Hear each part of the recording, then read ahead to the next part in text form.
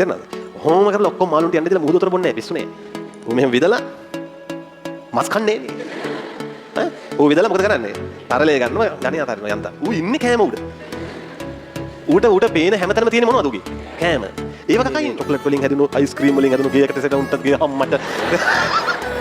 ඒක මම ඌ වටේ තියෙනවා කකා බිබී ඉන්නකොට මොකද වෙන්නේ? එතන තියෙන හිල ලොකු වෙනවා. උගේ කුල මොකද වෙන්නේ? ලොකු වෙනවා. උගේ සයිස් එක ලොකු වෙනවා. බුලත් ලොකු වෙනවා. ඌත් ලොකු වෙනවා. වාඩි වුණා නම් ටුක්කල විතර දැම ගියා. අපි ගන්නේ බත් බෙදානේ එහෙම. අපි බත් මුට්ටියට බැහැලා කන්නේ. එහෙම කරොත් උපස්තර බුදින්නේ. ප්‍රධාන පියවර පහ මොනවද? අධිග්‍රහණය, ජීර්ණය, අවශෝෂණය, ස්වීකරණය පහ කිරීමනේ. ඒකේ අධිග්‍රහණය කරන විදි. අනුමාත්‍රකව ලියා ගන්න සතුන්ගේ භෝජන යාන්ත්‍රණ. සතුන්ගේ භෝජන යාන්ත්‍රණ. ඔන්න දැන් සමහර ජීවීන් ඉන්නවා. ඒගොල්ලෝ දැන් අපි හිතමු යම් තැනක ද්‍රවයක් සහ ඝනයක් තියෙනවා කියලා. ද්‍රව සහ ඝන තියෙන මාධ්‍යයක් තියෙනවා. ඒකෙන් මම දැන් මේ කියන කට්ටිය ඝනය විතරක් පෙරලා කනව බොනවා. ද්‍රවය අතාරිනවා. මම ආයේ කියනවා. ඝනයයි ද්‍රවයයි තියෙන තැනක ඒගොල්ලෝ පෙරලා ගන්නවා. ද්‍රවයේද ඝනයේද? ඝනය මොකද අතාරින්නේ? ද්‍රවය අතාරිනවා. ඔය කාවාටියෝ මට්ටියෝ කියලා જાතියක් ඉන්නවා. මොලස්කා කට්ටිය. ඒගොල්ලෝ කරන්නේ එහෙමයි. වතුරේ තියෙන අවලම්බිත සත්තු ගන්නවා පෙරලා. තරලය බැහැර කරනවා. තල්මසා. ඔය බැලීන් තල්මසා කියලා එකෙක් ඉන්නවා. මෙහෙක් කරලා ගන්නවා. ගත්තාම අර වතුරේ ඉන්න චූටි චූටි මාළු ඔක්කොම උන් ටික මුගේ කටට එනවා. මුහුදු වතුර ටික ආකට දානවා. තේරුණාද? ඔහොම කරලා ඔක්කොම මාළුන්ට යන්න දීලා මුහුදු වතුර බොන්නේ නැහැ පිස්සුනේ. ඔව්. පෙරලා ගන්නේ. එතකොට එයා ෆිල්ටර් කරනවානේ. මොනවද ෆිල්ටර් කරන්නේ? ඝනය ගන්නවා, ද්‍රවය බැහැර කරනවා. ඉතින් අපි කියනවා ෆිල්ටර් ෆීඩර්ස්.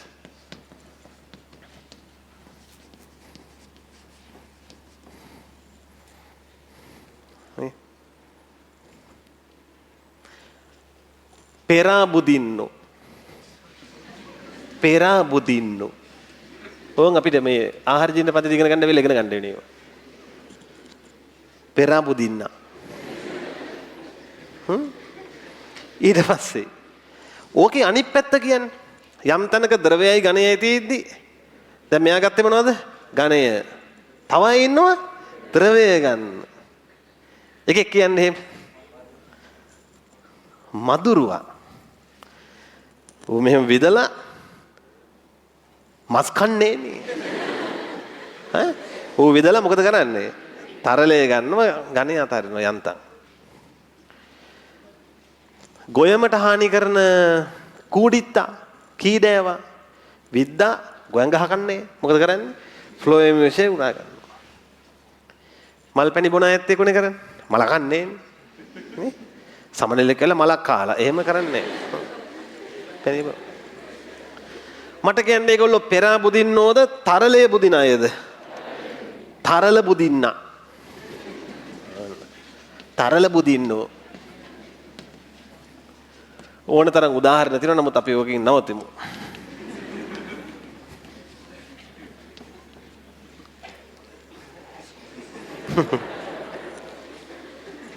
ඊට පස්සේ කොබලන් එක ළඟ දෝලණය වෙන දෙන්නයි කොක කියන්න බෑන් පෙරා බුදින්නා තරල බුදින්න බුදියන්න නෙමෙයි ඈ බුදින්න ඊට පස්සේ පෙරා බුදියන්නේ තව එකෙක් ඉන්නවා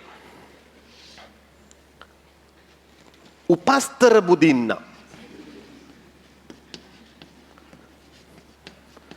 උපස්තර බුදින්නෝ substrate feeders කියනවා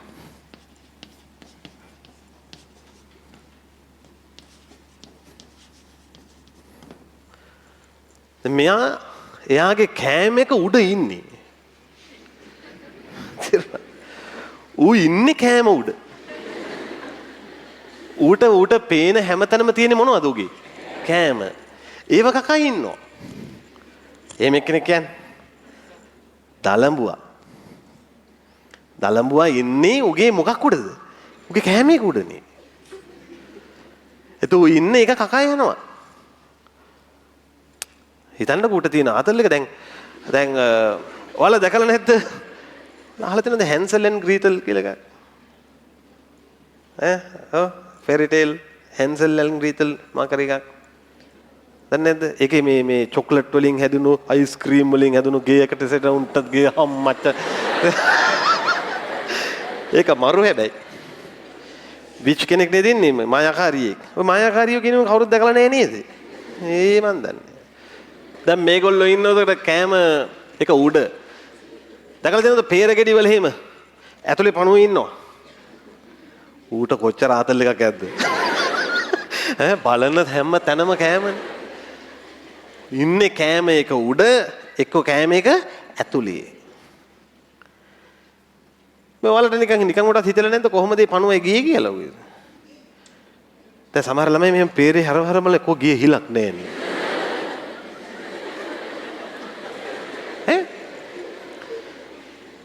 වෙන්නේ පළතුරු මැස්සෙක් වහනවා. වහපු ගමන් ෂේප් එකේ බිත්තර ටිකක් දානවා. අපිට ඇහැට පේනවද? නෑ. පිත්තරේ පැල්ල කීටෙක් එනවා. ඇහැට පේනවද? නෑ. ඇහැට නොපෙනෙන කීටයා මේක විදගෙන යනවා. ඒක ඉතින් ඇහැට පේන්නේ නැත්නම් ඒක විදින හිල ඇහැට පේනවද? නෑ. ඒකයි කියන්නේ. ඊට පස්සේ ඌ ගිහින් ඇතුළට ගිහින් ඌට හිතෙන තැන ඌ නවතිනවා. එතන හොඳයි. කැම්පින්. ඊට පස්සේ ඌ වටේ තියෙනවා කකා බිබී ඉන්නකොට මොකද වෙන්නේ? එතන තියෙන හිල ලොකු වෙනවා. උගේ ගුල මොකද වෙන්නේ? ලොකු වෙනවා. උගේ සයිස් එක ලොකු වෙනවා. ගුලත් ලොකු වෙනවා. ඌත් ලොකු වෙනවා. ඌ කකා බිබී ඌ එතනම ඉන්නවා. අන්තිමට ගියපු සංඥාවක් නැහැ. ඇතුලේ ලොකු ගුලක පණුවෙක් ඉන්නවා. ඉතින් මේවා එක්තරා විදිහට පුදුම වෙන දේවල් මිනිස්සු. ඔයාලට බයොලොජිකල් දැනුම තියෙන හින්දා තේරුන්න ඕනේ. ඔයාලත් පුදුම වෙලා බෑ ඒගොල්ලොත් ඒක. ආපුවාම උත්තර දෙන්න පුළුවන් කියනවා මෙහෙමයි වෙන්නේ කියලා. පණුව දැකලා තියෙනවද? ඉහෙඳ පණුව. මැගොට්ස්ලා කියලා කියන්නේ. තුවාල වලට පණුව ගහලා දෙනවා දැකලා තියෙනවද නැහැ? අයියෝ. බල්ලෝ දැන් මේ පශු වෛද්‍යෙම ගියාම මෙහෙම කකුල හොලවපම සිලිසිලි ගාලා වැටෙනවා. ඉතින් මේ මෝඩ බල්ලට තේරුන්නේ නැද්ද? පණුව ඇවිල්ලා නගිනකොට කකුලට මෙහෙම ගසලා අයින් කරන්න. එහෙම මේ කොහෙවත් ඉන්න පණුව නෙමෙයි ඇවිත් තියෙන්නේ. මොකද කරලා තියෙන්නේ? මැස්සෙක් ගෙමැස්ස ඇවිල්ලා බිත්තර දානවා. මැස්ස වැහුවද ඇති. උන්ට පුදුම උණක් තියෙන්නේ බිත්තර දාන්න. හැම තැනම දායන්නේ. හරි? වාඩි වුණා නම් ටුක් ගාලා බිත්තර දැම ගියා. දැන් ඉතින් ටික කියන්න බලන්න වෙන සිද්ධ වෙන්නේ මොකක්ද? ඒකෙන් කීටයා එනවා. කීටයා ඇතුළට ගිහිල්ලා අර තුවාලේ කකා ඉන්නවා. එයාගේ කෑම තමයි ඒක. තුවාලේ කියන්නේ ඔගේ කෑම ලෝකේ. තුවාලේ කකා ලොකු වෙනවා. පණුව එන්නේ එහෙම. එහෙනම් පණුවන්ගෙන් වළක්වා ගන්න ඔය දැන් හරකුන්ගේ එහෙම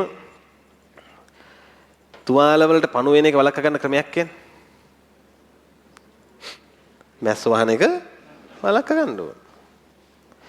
ඒකට තමයි ඒක උතන්නේ. එහෙම නැත්නම් අර රිපෙලන්ට්ස් කියලා තියෙනවා මැස්සෝ විකර්ෂණය කරන්න බෙහෙත්. ඒවා ස්ප්‍රේ කරලා තියෙනවා. මේක දැනගන්න මම එකයි කියන්නේ ගොඩ ඔය මේක බද්ධ කරගෙන ඉගෙන ගන්න කියන්නේ ඒකයි. මම දැන් මේ නිකන් නෙමෙයි කියන්නේ ඔක්කොම උදාහරණ. මේ දැනුම පොතේ කාරණයක් එහෙම නෙමෙයි මේ උදාහරණ කියන්නේ. හරි? ඒවා පාඩම් කරන්න උදාහරණ තුනක් තිබ්බොත් තුනම අහනවා. ආයෙ නගොන්න තේරුම් ගන්න.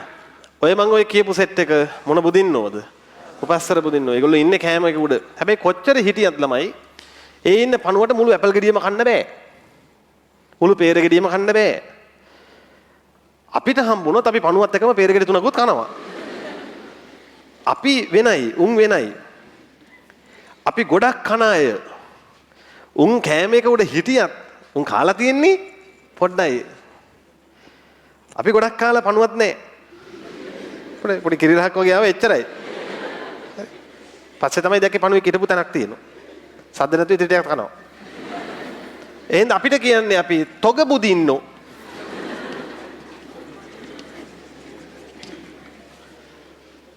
තොග බුදින්න. තොග බුදියන්නෝ තියෙන ඔය අතර බල්ක් ෆීඩර්ස්. කො බලන්න භෝජන යන්ත්‍රණ 4 කියන්නේ පෙරා බුදින්නෝ, උපස්තර බුදින්නෝ, තොග බුදින්න. අපි කන්නේ බත් බෙදාන එහෙමද? අපි බත් මුට්ටියට බැහැලා කන්නේ. එහෙම කරොත් උපස්තර බුදින්නේ. තොග බුදින්න වෙන්නේ අර විදිය. රයිට්. ලියමු අපි ඔය ටික තමයි